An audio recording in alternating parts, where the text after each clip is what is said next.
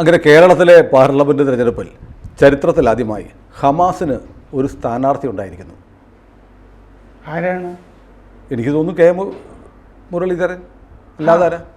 അദ്ദേഹം ഈ തെരഞ്ഞെടുപ്പ് ചരിത്രത്തിൽ ഉടനീളം പ്രത്യേകിച്ച് ഈ കോഴിക്കോട് വടകര ഭാഗത്തൊക്കെ നിൽക്കുന്നത് കൊണ്ട് വളരെ കാലമായിട്ട് ഇസ്ലാമിക പ്രസ്ഥാനങ്ങളുമായിട്ട് അതെ അതെ ഒരു ഒക്കച്ചങ്ങായി ആയി നടക്കുന്ന ഒരാൾ. ഇപ്പോൾ ലീഗ് 3 സീറ്റ് വേണമെന്നൊക്കെ ആവശ്യപ്പെട്ട് ഇങ്ങനെ നടന്ന സമയത്ത് മുരളി പറഞ്ഞത് ലീഗിന് 3 അല്ല 6 സീറ്റിന് അർഹതയുണ്ടെന്നാണ് പറഞ്ഞത്. പിന്നെ ഈ വടകര മണ്ഡലത്തിലെ മുസ്ലിം വോട്ടുകൾ വളരെ നിർണായകമാണ്. അതിനെ കേറ്റർ ചെയ്യാൻ വേണ്ടി മുരളി വളരെ ബോധപൂർവ്വം ഇങ്ങനെ താലോലിച്ച് ആ മണ്ഡലത്തിന് അതെ ഇസ്രായേൽ ഹമാസ് യുദ്ധമുണ്ടായപ്പോൾ ഹമാസിനെ അങ്ങ് ന്യായീകരിച്ച് അങ്ങ് ഏറ്റവും കൂടുതൽ കേരളത്തിൽ മാർക്സിസ്റ്റുകൾ നടത്തിയതിനേക്കാളും വലിയ ഇസ്രായേൽ അനുകൂല പ്രസ്താവനകളുമായിട്ട് വന്ന ആളാണ് മുരളി. അപ്പോൾ ഞാനിപ്പോൾ പെട്ടെന്ന് ആലോചിക്കുകയാണ്, ഇന്നലെ മിനിഞ്ഞാന്നാണ് നിതിൻ മാക്സ്വെൽ എന്ന് പറഞ്ഞ ചെറുപ്പക്കാരൻ, കൊല്ലംകാരൻ നിബിൻ. അയാൾ ഇസ്രായേലിൽ കൃഷിക്ക് പോയതാണ്. അയാൾ അവിടെ ഹിസ്ബുള്ള ഭീകരരുടെ മിസൈലേറ്റ് മരിച്ചു. കേരളത്തിലെ ഒരു രാഷ്ട്രീയ പാർട്ടിയും അനുശോചനം രേഖപ്പെടുത്തിയില്ല. മുഖ്യമന്ത്രി അറിഞ്ഞില്ല, പ്രതിപക്ഷ നേതാവ് അറിഞ്ഞില്ല, സാംസ്കാരിക നായകരറിഞ്ഞില്ല. മുമ്പ് ഇടുക്കിയിൽ സൗമ്യ മരിച്ചു. അപ്പോഴേക്ക് മുഖ്യമന്ത്രി ഉൾപ്പെടെയുള്ള ആളുകൾ ഹമാസ് ഭീകരർ എന്ന് എഴുതാൻ ബുദ്ധിമുട്ടി. ഉമ്മൻചാണ്ടി പോലും അത് എഴുതിയിട്ട് പിൻവലിച്ചു. അപ്പോൾ ഈ മരണത്തിൽ പോലും, അതായത് നിബിൻ്റെ മരണത്തിൽ പോലും കമ എന്നൊരക്ഷരം ഇന്ന് വരെ മുരളി പറഞ്ഞിട്ടില്ല. അപ്പോൾ മുരളി ഇക്കാലം അത്രയും കേറ്റർ ചെയ്തിരുന്ന ഹമാസ് എന്ന് പറയുന്നത് ലോകത്ത് നിന്ന് യഹൂദരെയും ക്രിസ്ത്യാനികളെയൊക്കെ ഉന്മൂലനം ചെയ്യണം എന്നുള്ള തിയറിയുടെ ആൾക്കാരാണ്. ആ മുരളി ഇപ്പോൾ ക്രിസ്ത്യാനികളുടെ വോട്ട് തേടി തൃശ്ശൂർക്ക് വന്നിരിക്കുക. അതെ, തൃശ്ശൂര് അദ്ദേഹം അതുമാത്രമല്ല, ഈ നേമത്ത് നിന്നല്ലോ നേരത്തെ. അപ്പം നേമത്ത് നിൽക്കുമ്പോഴും മുസ്ലിം ലീഗിന്റെ അച്ചാരം വാങ്ങി ആണ് കുമ്മനത്തിനെ തോൽപ്പിക്കാനായിട്ട്. കാരണം വോട്ട് പിടിച്ചാൽ മതിയല്ലോ. 30,000 വോട്ടും പിടിച്ചു, കുമ്മനം തോൽക്കുകയും ചെയ്യുന്നു. അപ്പൊ കുമ്മനം തോൽക്കണം എന്നുള്ളതായിരുന്നു. അതെ, തോൽപ്പിക്കുമെന്ന് പറഞ്ഞു തന്നതാണ്, വെല്ലുവിളിച്ചു തന്നതാണ്. അതെ, തോൽപ്പിക്കാൻ വേണ്ടിയിട്ടാണ് ആചാരം വാങ്ങി വന്നത്. അപ്പൊ അദ്ദേഹത്തിന് അങ്ങനെ ഒരു പൈതൃകം ഉള്ളതാണ്. ഈ ഇസ്ലാമിക പ്രസ്ഥാനങ്ങളെയൊക്കെ സെർവ് ചെയ്ത് വാടക യുദ്ധം എന്നൊക്കെ പറയുന്നത് അവരുടെ ഒരു വാടക. അതെ, കൂലിപ്പട്ടാളം. ആ വാക്ക് എനിക്ക് പെട്ടെന്ന് കിട്ടിയില്ല. കൂലിപ്പട്ടാളം അങ്ങനെയാണ്. അതിപ്പോ ഈ പറഞ്ഞതുപോലെ തൃശ്ശൂർ അങ്ങനെ ഒരു മണ്ണേ അല്ല. അദ്ദേഹത്തിന് ഈ പറഞ്ഞ പോലെ ഈ പള്ളികളിൽ ഒക്കെ ചെന്ന് അവരുടെ വോട്ടൊക്കെ വാങ്ങിക്കുക. അത് അനിലക്കരയും ഈ ലീലാമ്മ വർഗീസും ആ കൂട്ടത്തിൽ ഈ കിരീട പ്രശ്നം ഉണ്ടാക്കിയവര് അതിന് വേണ്ടത് ചെയ്യുമോന്നറിയില്ല. കാരണം അവര് സത്യത്തില് പ്രതാപന്റെ കൂലിപ്പെട്ട ആൾക്കാരായിരുന്നു. പ്രതാപന് വേണ്ടി പ്രതാപന്റെ കൊല പാഴായി, കൊരട്ടി മുത്തിക്ക് കൊടുത്ത വാഴക്കൊല അത് പാഴായി. 3 ലക്ഷം പോസ്റ്റർ അടിച്ചു വെച്ചിരുന്നു എന്നാണ് പറയുന്നത്. അതും പാഴായി. ഒരു പദയാത്ര നടത്തി. അതെ, ഈ ഇതിനു മുമ്പ് ഈ പ്രതാപനാണെങ്കിൽ ഈ കുടുംബത്തിന് കാലുവാരിയൊക്കെ പരിചയം ഉണ്ടെന്നാണ് മറ്റേ ഇവര് പറയുന്നത്. ഗംഭീരമായിട്ട് ഇംഗ്ലീഷ് പ്രസംഗിക്കുന്ന ആളാണല്ലോ പ്രതാപൻ, നമ്മൾ കേട്ടിട്ടുണ്ടല്ലോ. ഗംഭീര പ്രസംഗം. അതേ റഹിമും ഒക്കെ അങ്ങനെ തന്നെ. അതെ, അല്ല സാർ, ഞാൻ ചോദിക്കുന്നത് എന്തൊക്കെയാണെങ്കിലും ഒരു തൃശ്ശൂരിൽ ക്രിസ്ത്യൻ വോട്ടുകൾ നിർണായകമാണ്. ഹമാസാണ് ശരി എന്ന് പറയുന്ന ഒരാൾക്ക് എങ്ങനെ തൃശ്ശൂരെ ക്രിസ്ത്യാനികൾക്ക് വോട്ട് ചെയ്യാൻ പറ്റും? അല്ലെങ്കിൽ ഇപ്പോൾ മണിപ്പൂർ എന്നൊക്കെ ചോദിക്കുന്ന പോലെ ഇസ്രായേൽ പാലസ്തീൻ പ്രശ്നം ചോദിച്ചാൽ LDF സ്ഥാനാർത്ഥിയും UDF സ്ഥാനാർത്ഥിയും എന്തായിരിക്കും പറയാൻ പോകുന്നത്? അതായത് ഈ ഇസ്ലാമികമായ എന്തിനേയും ഏതുതരം ഭീകരവാദത്തിനെയും ശരിയത്തെങ്കിൽ ശരിയത്ത്, അവർക്ക് അവരുടേതായ പേഴ്സണൽ ലോ, ഈ വക സകല കാര്യങ്ങളെയും അനുകൂലിച്ചിട്ടുള്ള ഒരാളാണ് മുരളീധരൻ. അതുകൊണ്ട് മുരളീധരൻ്റെ ഈ പശ്ചാത്തലം മുഴുവൻ അവിടെ ഈ തെരഞ്ഞെടുപ്പിന് നിന്ന് കഴിയുമ്പോഴാണല്ലോ സ്ഥാനാർത്ഥിയുടെ മുഴുവൻ ഭൂതകാലവും തുരന്നെടുക്കപ്പെടുന്നത്. എന്തൊക്കെ കാര്യങ്ങളാണ് അപ്പോൾ പുറത്തു വരുന്നതെന്ന് അറിയില്ല.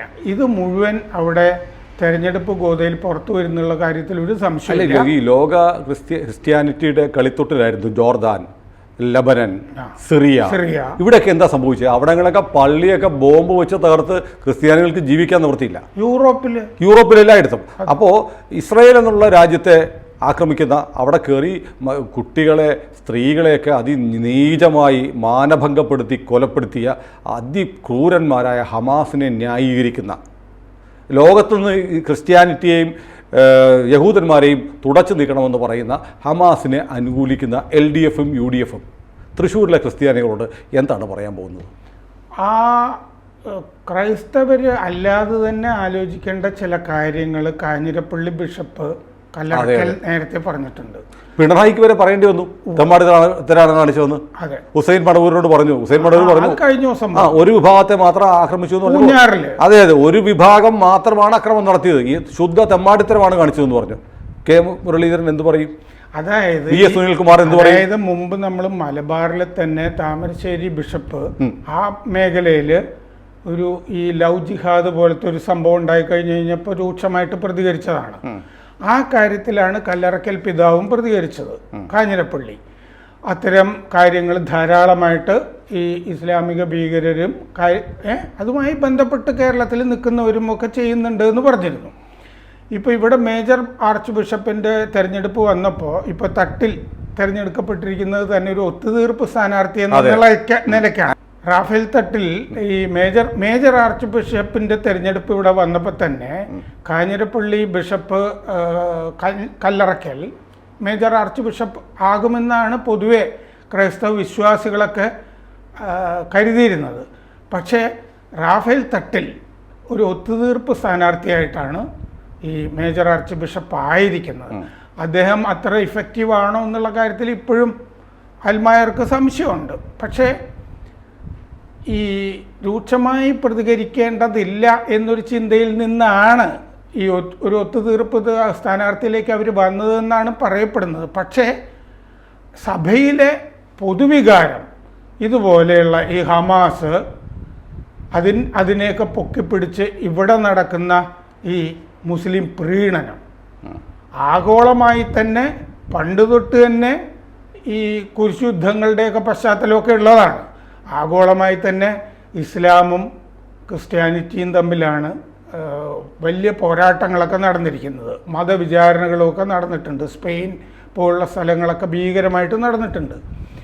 അങ്ങനെ ഒരു പശ്ചാത്തലം കൂടി ഇരിക്കെ ഈ മുരളീധരൻ്റെ വരവ് അവരൊരിക്കലും സ്വാഗതം ചെയ്യുകയില്ല എന്ന് മാത്രമല്ല, മുമ്പ് മുരളീധരനൊരു അനുഭവം ഉള്ളതാണ്.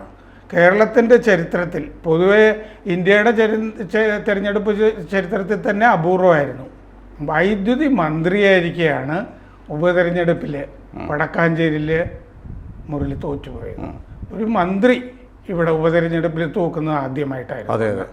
അതും അതായിരുന്നു ആദ്യത്തെ അംഗം നമ്മുടെ മൊയ്തീൻ അന്ന് AC മൊയ്തീൻ. ഞാൻ ഓർക്കുന്നുണ്ട് അന്ന് മലയാളം വാരികയിലൊക്കെ S ജയേന്ദ്രൻ നായർ അദ്ദേഹത്തിൻ്റെ ദാരിദ്ര്യമൊക്കെ പറഞ്ഞാൽ കൂടുതൽ സഹതാപമൊക്കെ വോട്ട്, അതുകൊണ്ട് അദ്ദേഹത്തിനെ പറ്റി വലിയ ഫീച്ചറൊക്കെ ചെയ്യുന്നതായിട്ട് എന്നോട് പറഞ്ഞതൊക്കെ ഞാൻ ഓർക്കുന്നുണ്ട്. മൊയ്തീൻ മഹാൻ എന്ന് പറഞ്ഞുള്ള മട്ടില്. എന്നിട്ട് ഈ ക്രിസ്ത്യാനികളും തീർച്ചയായിട്ടും അവിടെ മുരളിക്ക് അന്നേ നോക്കി വെച്ചിട്ടുണ്ടാവുമല്ലോ ഇങ്ങനെ ഒരാളാണെന്ന്. മാത്രമല്ല ഇപ്പോൾ പിന്നെ പെങ്ങൾ ഫാക്ടറും വന്നില്ലേ, പെങ്ങൾ നന്നായിട്ട് പണിയില്ലേ. മാത്രമല്ല പെങ്ങൾക്ക് ഈ തൃശ്ശൂര് ചാലക്കുടി ഭാഗത്തൊക്കെ പല ബന്ധങ്ങളും ധാരാളം ബന്ധങ്ങളുണ്ട്. മാത്രമല്ല ഈ നേരത്തെ അവർ മത്സരിച്ച് കഴിഞ്ഞപ്പോൾ പ്രതാപൻ കാലുവാരിയിട്ടാണ് 946 വോട്ടിന് തോറ്റതെന്നൊരു ഫീലിംഗ് അവർക്കുണ്ട് ഓൾറെഡി. മാത്രമല്ല അവർ വളരെ വർഷങ്ങളായിട്ട് താമസിച്ചിരുന്നൊരു സ്ഥലമൊക്കെ അല്ലേ, കരുണാകരൻ്റെ തട്ടകമാണത്. അദ്ദേഹം സീതാറാം മിൽ ട്രേഡ് യൂണിയൻ ഒക്കെ അതിൻ്റെ ഭാരവാഹിയൊക്കെ ആയിട്ടൊക്കെ പ്രവർത്തിച്ചിരുന്ന. പക്ഷേ എന്തിനായിരിക്കും പെട്ടെന്ന് ഒരു സീറ്റ് വെച്ച് മാറി ഈ മുരളിയെ കൊണ്ടുവന്നത്? അത് ഒരു അണ്ടർ കറൻറ്റ് അന്തർധാരയുണ്ട് CPM-ഉമായിട്ട്. CPM-ൻ്റെ നിർദ്ദേശപ്രകാരമാണ് സുരേഷ് ഗോപി ജയിക്കും. അതുകൊണ്ട് VS സുനിൽകുമാറിന് സാധ്യതയില്ല. അതുകൊണ്ട് മുരളി വരട്ടെ, CPM-ൻ്റെ വോട്ടുകൾ സുരേഷ് ഗോപിക്ക് മുരളിക്ക് മറിച്ചു കൊടുത്ത് സുരേഷ് ഗോപിയെ തോൽപ്പിക്കാം എന്നുള്ള ഒരു അന്തർധാര ഉണ്ടായി വരുന്നു എന്നൊരു കഥ കേൾക്കുന്നുണ്ട്. ഇത്തരം അങ്ങനെ ഒരു അന്തർധാര ഉണ്ടെങ്കിൽ, കാരണം നേമത്ത് BJP-യെ തോൽപ്പിച്ച ആളാണ് മുരളി. അതുകൊണ്ട് CPM പറയാൻ വന്നത്, അങ്ങനെ ഒരു അന്തർധാര ഉണ്ടെങ്കിൽ പ്രത്യേകിച്ച് CPM-ഉമായിട്ട് തരക്കേടില്ലാത്ത ബന്ധമുള്ള കുഞ്ഞാപ്പ അറിഞ്ഞിട്ടാകാൻ സാധ്യത. ഒരു കുഞ്ഞാലിക്കുട്ടി വഴി ലൈൻ അത് കേരളത്തിൽ വളരെ വർഷങ്ങളായിട്ട് തുടർന്നുകൊണ്ടിരിക്കുന്നു. കുഞ്ഞാലിക്കുട്ടി ഹമാസിന്റെ ആളാണല്ലോ, ലീഗ് ഹമാസിനെ സപ്പോർട്ട് ചെയ്യുന്ന പാർട്ടിയാണ്. അതായത് AR ബാങ്ക് കേസില്ലേ, AR ബാങ്ക് കേസ് വളരെ രൂക്ഷമായിട്ട് KT ജലീൽ പൊക്കിയെടുത്താണല്ലോ. രേഖകളൊക്കെ വന്നിട്ട് ജലീൽ കണ്ടം വഴി ഓടി എന്ന് പറഞ്ഞാൽ ഒരുപാട് കാര്യങ്ങൾ പുറത്ത് പറയാമോ എന്നറിയില്ല. എന്തായാലും CPM-ൽ ഒരു ഉന്നതൻ പറഞ്ഞിട്ട് തവന്നൂരിൽ ഒരാളുടെ വീട്ടിൽ വെച്ചിട്ടാണ് ഈ KT ജലീൽ കുഞ്ഞാപ്പയെ കണ്ടത് എന്ന് ചില വിവരങ്ങളൊക്കെ ഉണ്ട്. ആ കാലത്ത് ഒരു ധനികന്റെ വീട്ടിൽ ഏതായാലും പുലർച്ചെ ജലീൽ ഒറ്റ ദിവസമേ ഈ ബാങ്ക് അഴിമതി സംസാരിച്ചിട്ടുള്ളൂ.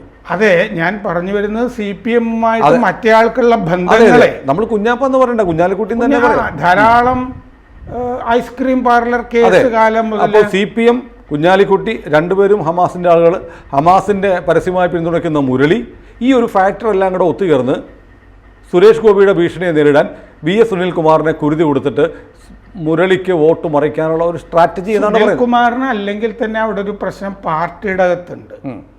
കാരണം നേരത്തെ ബാലചന്ദ്രൻ രാമനെ പറ്റി പറഞ്ഞൊക്കെ ഓർക്കുന്നില്ലേ? കാരണം 2 ചേരികളുണ്ട് അവിടെ, നമ്മുടെ ഇസ്മയിൽ ചേരിയും കാനം ചേരിയും. ഇപ്പൊ നമുക്കത് ബിനോയ് എന്ന് പറയാം. അപ്പൊ അതിൽ ഇസ്മയിലിന്റെ കൂടെ നിൽക്കുന്ന ഒരാൾ എന്നുള്ളതിലേക്ക് കുറെ CPM വോട്ടും സുനിൽകുമാറിനും CPI വോട്ടും കിട്ടാതെ വരുന്നൊരു സാഹചര്യം ഉണ്ട്. പിന്നെ ഈ പെങ്ങൾ ഫാക്ടർ, അങ്ങനെ ഒരു നല്ല ഭൂമിയിലേക്കല്ല വരുന്നത്, ഒരു തൃപ്തിയോടുകൂടി അല്ലല്ലോ മുരളി വരുന്നത്. അതെ, മുരളി ഒരു 5-6 മണിക്കൂർ ഈ വാർത്ത വന്നതിന് ശേഷം വീട്ടിൽ നിന്ന് പുറത്തിറങ്ങിയില്ല, കഥകടച്ചകത്തിരുത്. അദ്ദേഹത്തിന് അത് എങ്ങനെയെങ്കിലും മാറ്റിയെടുക്കാൻ കഴിയുമോ എന്നുള്ള ശ്രമം അതിൻ്റെ ഇടയ്ക്ക് അദ്ദേഹം നടത്തുന്നുണ്ടെന്നാണ് കേൾക്കുന്നത്. ലിസ്റ്റ് ഒഫീഷ്യലി വന്നിട്ടില്ല. അല്ല, അദ്ദേഹം പക്ഷേ നാളെ രാവിലെ ട്രെയിനിൽ വന്ന് തൃശ്ശൂർ ഇറങ്ങുക, സ്വീകരണമൊക്കെ ഏർപ്പാട് ചെയ്തിട്ടുണ്ട്. അപ്പോൾ ആ കാര്യത്തിൽ ഒരു ഫൈനലൈസ് ചെയ്തിട്ടുണ്ടെന്ന് തോന്നുന്നു. മറ്റേ വടകരയിൽ ആര് എന്നുള്ളതിലേക്ക് മറ്റേ സിദ്ദിഖ് മത്സരിക്കുന്നില്ല. സിദ്ദിഖുണ്ട്, ഷാഫി പറമ്പിലിന്റെ സിദ്ദിഖ് മത്സരിക്കുന്നില്ല. ഏതായാലും ഇപ്പൊ തൃശ്ശൂർ ഇലക്ഷനിൽ ഹമാസും ഇസ്രയേലും ഒരു വിഷയമാകുക, അത് വളരെ വലിയ വിഷയമാവുമല്ലോ. കാരണം BJP-യുടെ ഭാഗത്ത് നിന്ന് അത് തീർച്ചയായും. ഹമാസിനെ കുറിച്ച് ഒറ്റ വാക്ക് മതിയല്ലേ സാർ?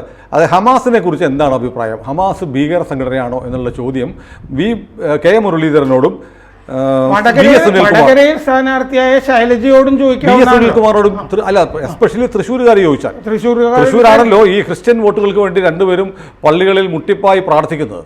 അപ്പോൾ അവിടുത്തെ ക്രിസ്ത്യാനികൾക്ക് വേണ്ടി ഹമാസിനെ കുറിച്ച് എന്താണ് അഭിപ്രായം? ഹമാസ് ഭീകര സംഘടനയാണോ? തോന്നുന്നത് ഈ ഒരു ദോഷം, ഈ നിൽക്കുമ്പോൾ തന്നെയുള്ള ഈ ദോഷം ഡിസ്പെൽ ചെയ്യാൻ വേണ്ടിയിട്ട് മുരളി വന്ന ഉടനെ അവിടെയുള്ള മുസ്ലിം പള്ളികൾ, മൊല്ലാക്കന്മാർ അവരെയൊക്കെ കണ്ട് സോപ്പിടേണ്ടി വരുമെന്ന് തോന്നുന്നു. അങ്ങനെ അത് അദ്ദേഹം ചെയ്യുന്നുണ്ടോ? അല്ല, വീണ്ടും മുരളിക്ക് ധൈര്യം ഉണ്ടാവുമോ ഒരിക്കൽ കൂടി ഹമാസ് സ്വാതന്ത്ര്യ സമര പോരാളികളാണ്, ഹമാസിൻ്റെ കൂടെയാണ് ഞാൻ എന്ന് പറയാൻ മുരളിക്ക് ധൈര്യം ഉണ്ടാവുമോ തൃശ്ശൂരിൽ? അല്ല, അദ്ദേഹത്തിന് ഞാൻ അങ്ങനെ പറഞ്ഞത് തെറ്റായിപ്പോയി എന്ന് പറയാനുള്ള ചങ്കൂറ്റം ഉണ്ടാവുമോ? പലപ്പോഴും സോണിയാഗാന്ധിയും ഇന്ദിരാഗാന്ധിയും ഒക്കെ മറ്റേ അമൃത്സറിലെ സുവർണ ക്ഷേത്രത്തിൽ ഞങ്ങൾ ചെയ്തതൊക്കെ തെറ്റായിപ്പോയി പല കാര്യങ്ങളിലും മാപ്പ് പറഞ്ഞു. നമ്മൾ മുരളിയെ മാത്രം പറയണ്ട, VS സുനിൽകുമാറും പറയണം ഹമാസ് ഭീകര സംഘടനയാണോ അല്ലയോ എന്ന്. അവർ രണ്ടുപേരും പറയട്ടെ. കാരണം ഹമാസ് ഭീകര സംഘടനയാണ് എന്നുള്ളത് ലോകത്തിന് നന്നായിട്ട് അറിയാവുന്ന കാര്യമാണ്. ഇപ്പൊ ഹിസ്ബുൾ മറ്റേ ലെബനനിൽ നിന്ന് നടത്തിയ ആക്രമണത്തിലാണ് മലയാളി കൊല്ലപ്പെട്ടത്, കൊല്ലംകാരൻ നിബിൻ. അപ്പോ അവിടെ ഹമാസ് മാത്രമല്ല ഹിസ്ബുളും. അല്ല, നമ്മൾ ആ ചെറുപ്പക്കാരൻ മരിച്ചിട്ട് ഒരാളും തിരിഞ്ഞു പോലും നോക്കിയിട്ടില്ല. പൂഞ്ഞാറ് കാര്യത്തിൽ PFI നടത്തിയ ആക്രമണത്തിന് ആരും അപലപിക്കുന്നില്ല. അപ്പൊ നിവിൻ മാക്സ്വെല്ലിന്റെ മരണത്തിൽ അനുശോചനം രേഖപ്പെടുത്താൻ ഹമാസിന്റെ കാര്യത്തിൽ വീണ്ടും വിചാരം ഉണ്ടെന്ന് പറയട്ടെ, പൂഞ്ഞാറിൽ നടന്ന അക്രമത്തിന് അപലപിക്കട്ടെ മുരളി. അതെ, മുഖ്യമന്ത്രി വരെ തള്ളി പറഞ്ഞു. മുഖ്യമന്ത്രി വരെ തള്ളി പറഞ്ഞതാണ് പൂഞ്ഞാർ അക്രമം. അത് തെറ്റായി പോയി എന്ന് പറയാൻ മുരളിക്കും VS സുനിൽകുമാറിനും ആർജവം ഉണ്ടാവും. മുരളി മതേതരവാദി എന്നുള്ള നിലയ്ക്കല്ലല്ലോ വടകരയിൽ മത്സരിക്കുന്നത്. അതെ, ഒരു ഇസ്ലാമിനോടൊപ്പം അല്ലെങ്കിൽ ഭീകരരോടൊക്കെ ഒരു സോഫ്റ്റ് കോർണർ എന്നുള്ള നിലയ്ക്കാണ്. പക്ഷെ തൃശ്ശൂരിൽ അദ്ദേഹം മതേതരവാദിയാണെന്ന് തെളിയിക്കണമല്ലോ. അതെ, എന്നോട് തൃശ്ശൂരിൽ നിന്നൊരു സുഹൃത്ത് പറഞ്ഞു, മുരളിക്ക് എന്തായാലും നഷ്ടപ്പെടാനൊന്നുമില്ല, ജയിച്ചാൽ അദ്ദേഹം പാർലമെന്റിൽ പോകും, തോറ്റാൽ ഉടനെ പാലസ്തീൻ്റെ പ്രസിഡന്റ് ആകും എന്നാണ് പറഞ്ഞത്. ഏതായാലും തെരഞ്ഞെടുപ്പ് ഫലം വരട്ടെ, എന്താകും നമുക്ക് കണ്ടറിയാം. കൂടുതൽ വാർത്തകളും വിശേഷങ്ങളും നിങ്ങളിലേക്ക് എത്താൻ ABC മലയാളം സബ്സ്ക്രൈബ് ചെയ്യുക, ബെൽ ബട്ടണും അമർത്തുക.